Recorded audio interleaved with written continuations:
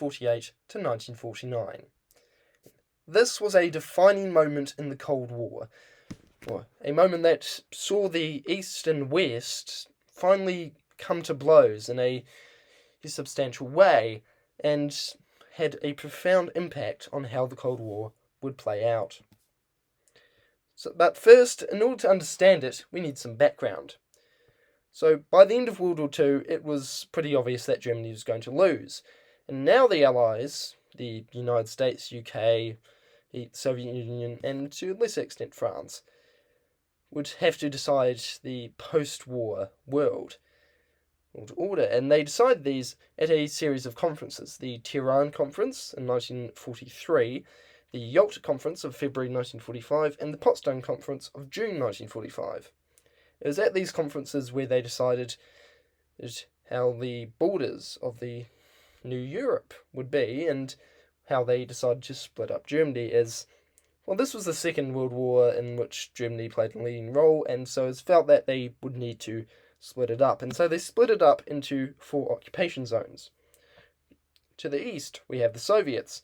Then we have the British and Americans and French in the west, as we can see here. And as we can also see on this map, Berlin itself, the capital city of Germany, was also subdivided into 3 zones. And the reason for this was because it was seen as sort of the symbolic heart of Germany. So it simply made sense to also split it up, effectively creating East and West Berlin. Now that the war was over, the Soviet Union and the Western Allies no longer really had fully aligned goals. They had been allies of convenience, but now the common enemy was gone, and they could go back to hating each other. And so tensions rose, they had disagreements, and this culminated in a number of things.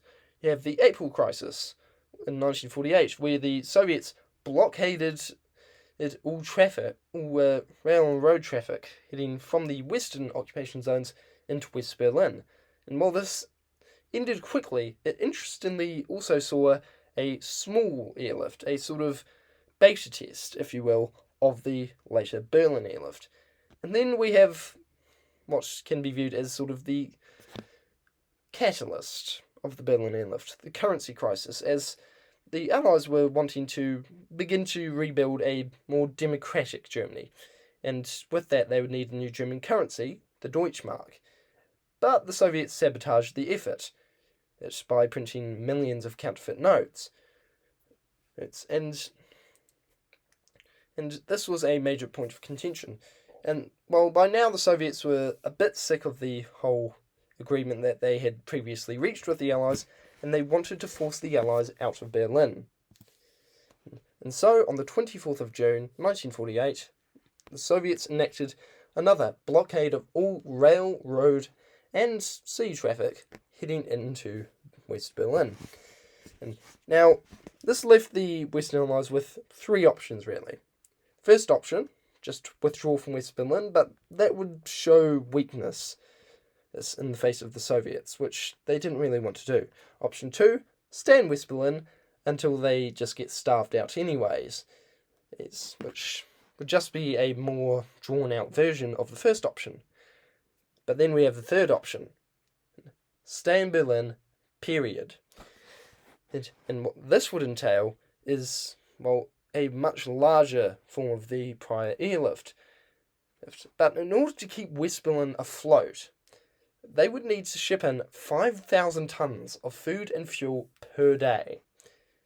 Luckily, this was the US Air Force we're talking about. US Air Force directly after World War II. The largest air force ever assembled at the time. With seemingly endless fleets of C-47 Skytrains for their transports, and then later also C-54s, more well known as DC-3s and DC-4s. And so, ultimately, if anyone was up to the task, it would be the Americans. and they were able to do it. And then winter set in, and this is what the Soviets had been holding out for. They had been in the standoff for so long because they were hoping that the winter weather would effectively kill the airlift. But it didn't. And sure, it impeded operations, but the operations continued regardless. And by Easter, they were exceeding all previous records. In fact, they were shipping in more goods by air into West Berlin than they had been doing by road and rail. And so ultimately the blockade was an abject failure, and the Soviets finally lifted it by the 12th of May 1949. And this was a major embarrassment for Stalin.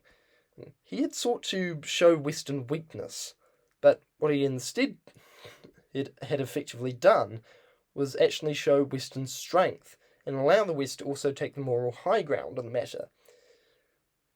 And this is where you really begin to see a solidified East-West split going into the Cold War. If anything, the Berlin Airlift is the moment where the Cold War sort of takes the shape that it will have for the remainder of its duration. And the West versus the East. And this was no truer than in Germany. As the Berlin Airlift, it showed the commitment of the West to Germany, and it inspired confidence and rehabilitation from the German people, and inspired and sort of reignited a new, more democratically minded German nationalism, which would culminate in the formation of West Germany. And shortly after, the Soviets would respond by forming East Germany. And since it had been able to rally the Western powers together behind a single goal, this also, in doing so, led to the formation of NATO, and in doing so, it would also play a role in the eventual formation of the EEC, which was the predecessor to the EU. And so the effects of the Berlin Airlift are very far-reaching, not only in the Cold War, but still on our modern day. And so ultimately it solidified the East-West split and showed the Western commitment to Europe. Thank you for watching, and please like, comment, and subscribe.